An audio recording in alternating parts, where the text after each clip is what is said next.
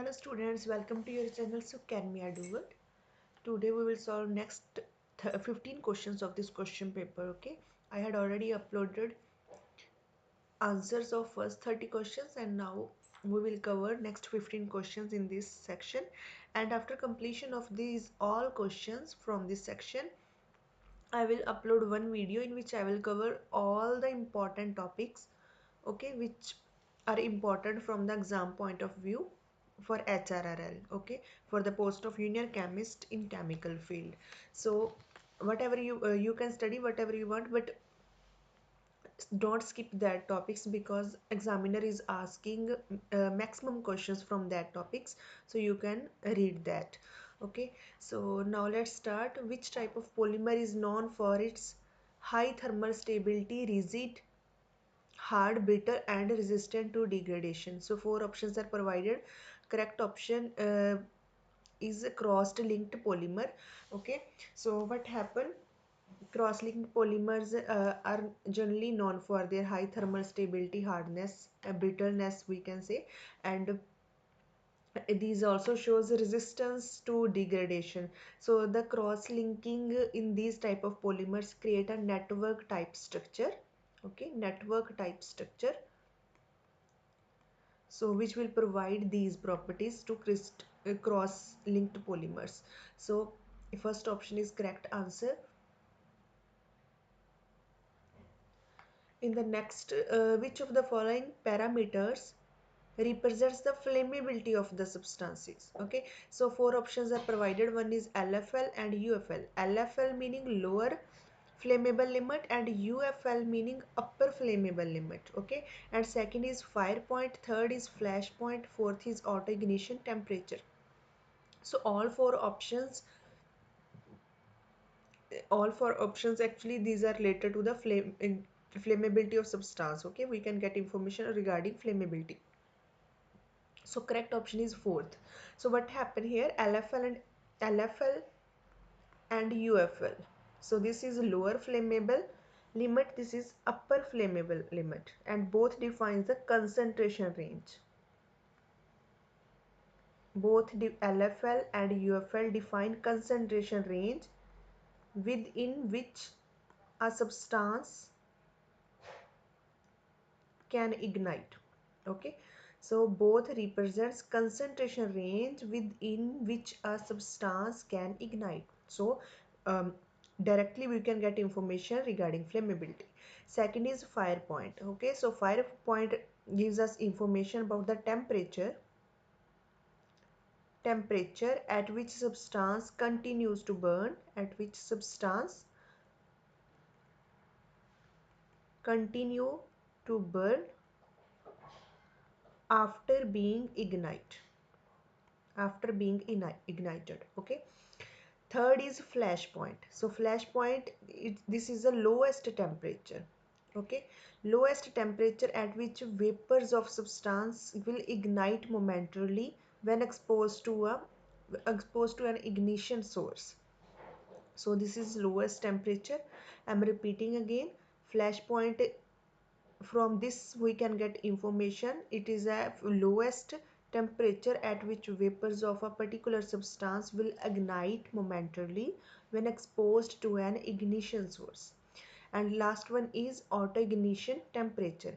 So this is also lowest temperature at which substance spontaneously ignites without an external ignition source.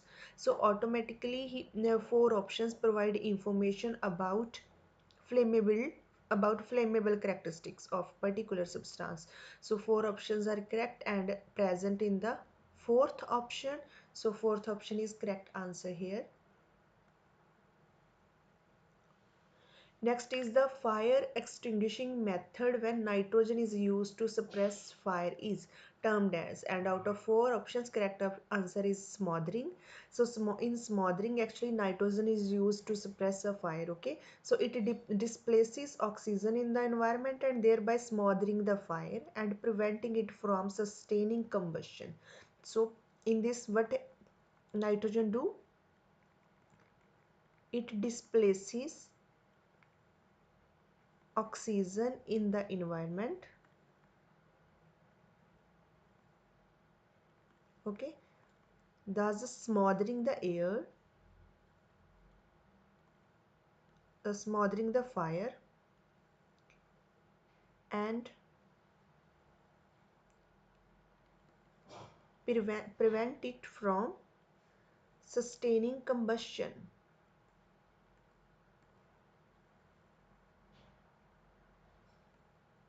Clear? So correct answer is second.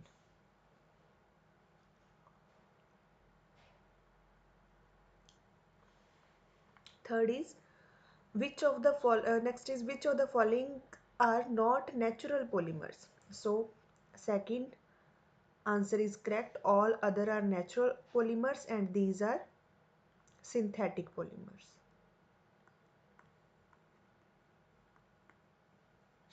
Clear?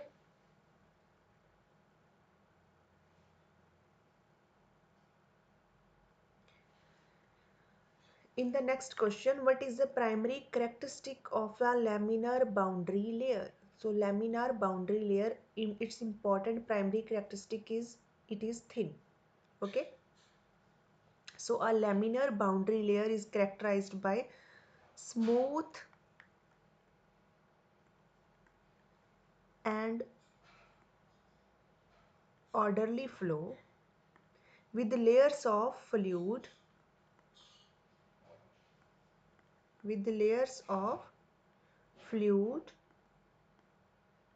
sliding past each other. Okay, so this type of boundary layer is typically thin compared to a turbulent boundary layers where the flow is chaotic and higher melting and higher mixing. Okay, so this type of boundary layer is typically thin compared to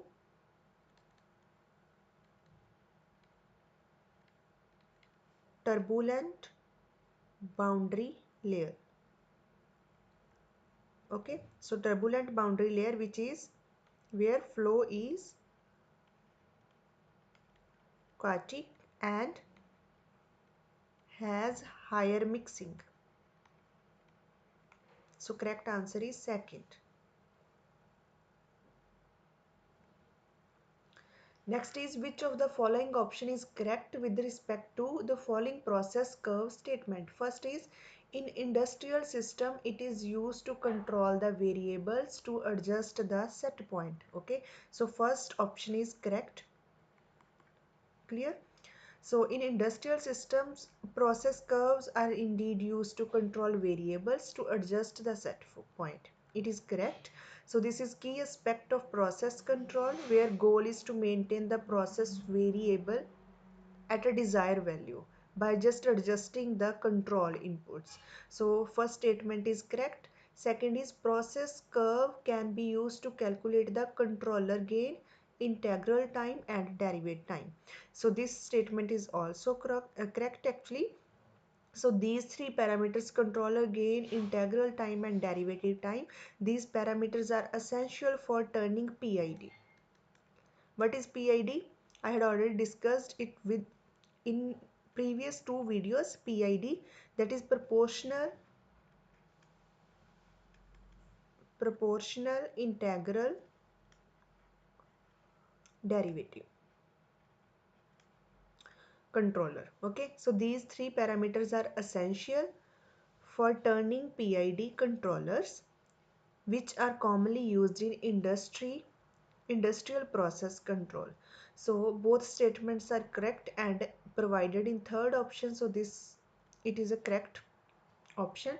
So I think this question, this is third or fourth question from PID controller. So you have to also focus on different type of controllers, their principle and other information regarding that, because examiner is asking several questions from this topic. So after completion of this section, I will upload a video in which I will tell you all the important topics. Okay, so you have to focus on that before preparation.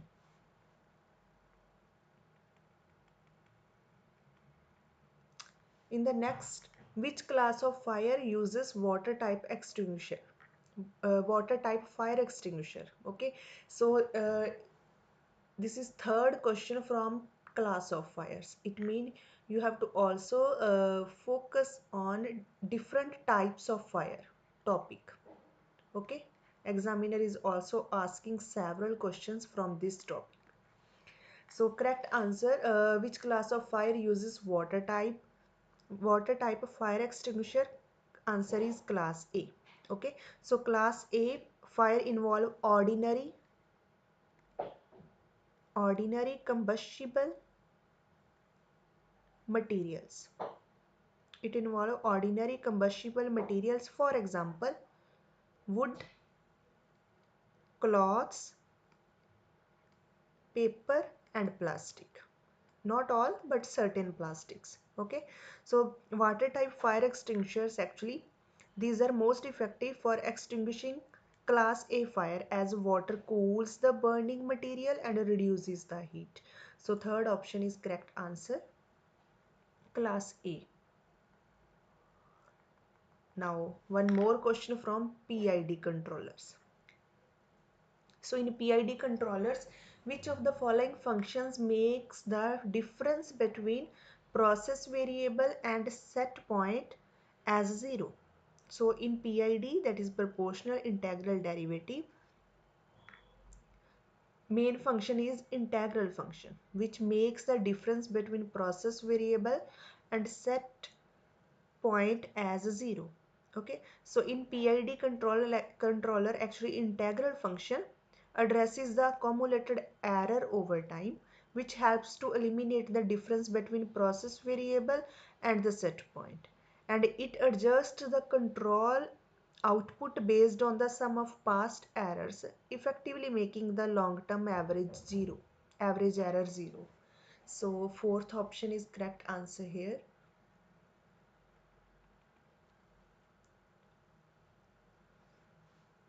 In the next, a water type portable fire extinguisher with 9-liter capacity and gas type cartridge should be tested for discharge as per standard once in every, correct answer is in every 3 years. Okay, so the reason for this frequency is to ensure that extinguishers remain in proper working condition and can effectively extinguish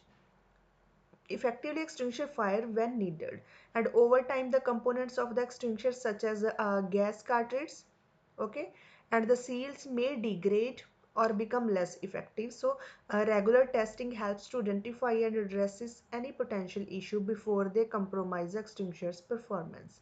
So correct answer is 3 year as per the standards.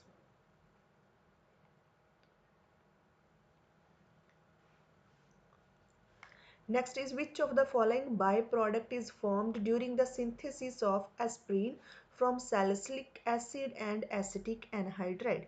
And correct answer is acetic acid. So what happened? During the reaction of salicylic acid plus acetic anhydride, product will be aspirin and byproduct will be acetic acid. Okay, so you can read its mechanism. I'll show you the basic structure. Like salicylic acid is this one.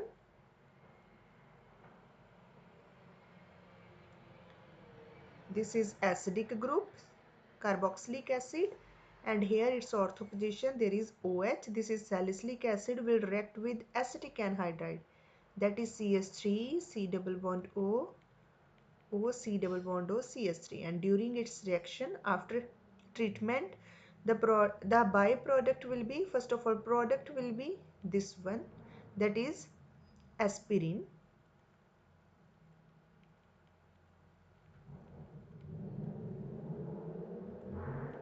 C double bond O, CS3, and byproduct will be acetic acid, that is this one. Oh, so this is the answer, that is acetic acid, and it is byproduct. Clear? Acetic acid.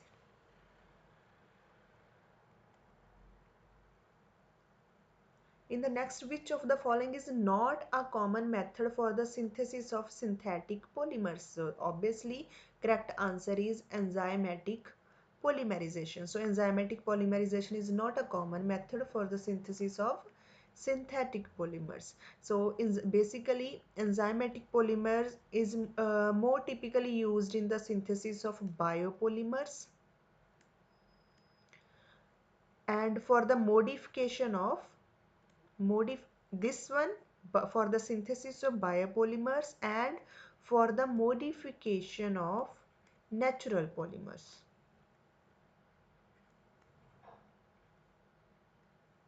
Clear?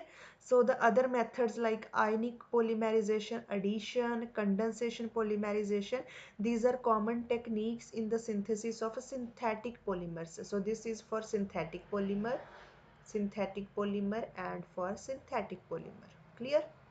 So enzymatic, that is not used commonly for the synthesis of synthetic polymers. So third option is correct answer. Next question is identify the product C and D formed in the reaction. So what is going on here? They are providing you any enzyme and you have to perform Beckmann rearrangement and your product will be C, and after polymerization your product will be polymer. Clear?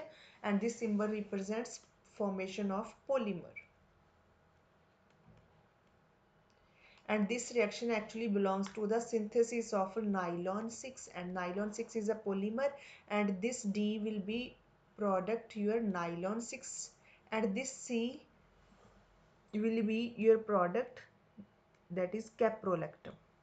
So caprolactam and nylon 6.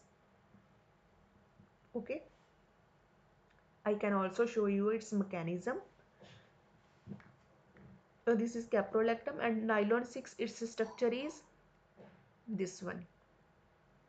This is polymer.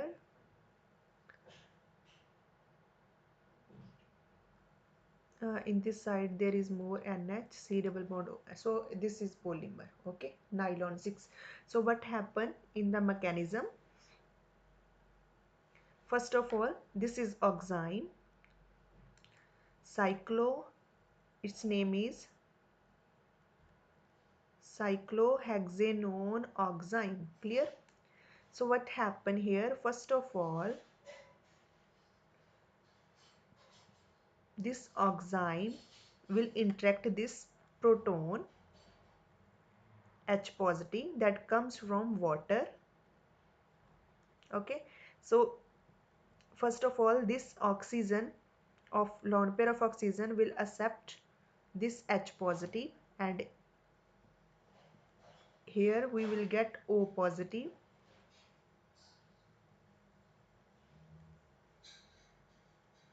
Clear? And after that there will be a ring expansion. And this 6-membered ring will be converted into 7-membered ring. So what happened here? This carbon-carbon bond will break and will move to as it is to this nitrogen, and there will be a removal of water again. And what happened here? You will see ring expansion. Okay, because oxygen, there is a positive charge on oxygen and it will abstract these two electrons. Okay, we'll get these two electrons of this bond, and that's why this nitrogen will get positive charge. Sorry, not this nitrogen, because this carbon and carbon bond will shift to this nitrogen, so it's a deficiency will be completed there. But this carbon atom, because its one electron is moving to the nitrogen, that's why this carbon will get positive charge here. So you will see a carbocation. So this will be a ring. After that again water will attack onto this carbocation.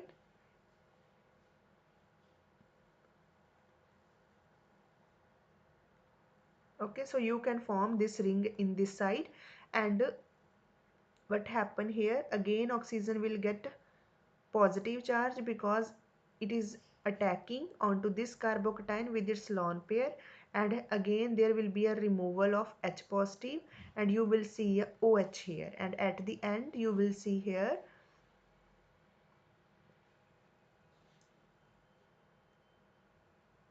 OH, and there will be a double bond. This side there will be a ring, and now you will see a migration of this proton to this nitrogen.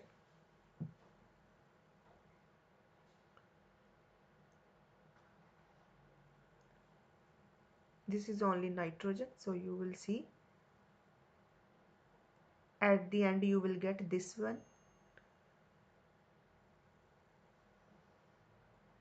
So this is your caprolactam, which is your C product. Okay, and after that there will be a polymerization reaction. What will happen here? You will add any initiator to this caprolactam, and water you will give to its high temperature, and reaction will proceed under vacuum conditions,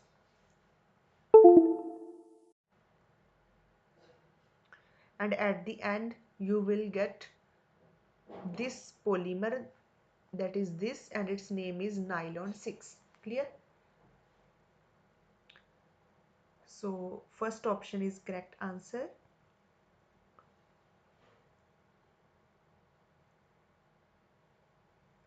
In the next question, which of the following is a model of perfect thermal radiator? So correct answer is black bodies. So black body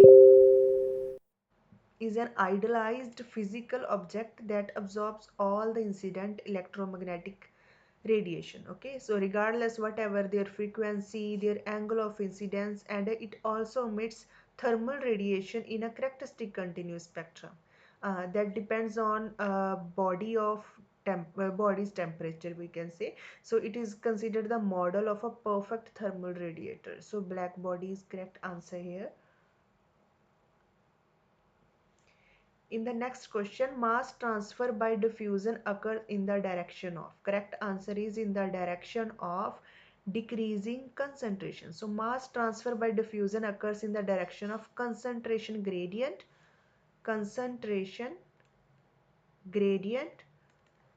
from a region of high concentration to region of lower concentration. So this is driven by a natural tendency of a particles to move from an area of high concentration to area of low concentration just to achieve equilibrium. So correct answer is fourth, decreasing concentration. So concentration is decreasing, yes, from high concentration to lower concentration. In the next question, what will be the energy change of this system if 1000 calorie of heat energy is absorbed by the system and work of 750 calorie is done on the system? So this question is also from the first law of thermodynamics, and I think it's a third question in the same question paper and from the same topic, that is first law of thermodynamics. Clear? And we have already discussed this question, similar question, in previous video, maybe first or second, you can check, and I will provide link of both uploaded video in the description box. And what will happen in this question, we have to check energy change, and according to first law of thermodynamics, you will provide any energy to the system, some energy will be used, not energy, heat, you will provide heat to the system that we represent by Q, and some heat is also form of energy, and some heat will be used to do some work, and some will store in the system as internal energy. So overall your change in energy is equal to Q plus W. So this is basically uh, expression for the first law of thermodynamics. Now whether the sign in front of Q and W is positive or negative, that depend upon the whether heat is absorbing, work is done by the system or on the system, like that. Okay, so in this case 1000 calorie of heat energy is absorbed, and if heat energy is absorbed, in that case we will use plus Q, and if released, in that case there will be a minus Q, and if absorbed, in that case your Q value will be positive 1000. Clear? And work of 750 calories done on the system. If work is done on the system, in that case you will take positive charge in front of you, W, and if by the system, in that case there will be a negative charge, and there here is on the system, that's why you will use plus positive. You will use plus W, and so value is of W is, that is work done, and its value is 750. So overall you have to just add and you will get the change, energy change, that is delta U value. So this is 1750 calorie. So fourth option is correct answer here. Clear? And remaining questions I will cover in the next video, and I was busy, that's why it's too late. Okay, I uploaded this video, and but other videos I will upload in the within the next 2 to 3 videos. I will finish this question paper, and after that I will upload one video in which I'll cover all the important topics from the exam point of view, and just for the post of junior chemist, and for HRRL. Okay, so okay, stay updated, and thank you very much.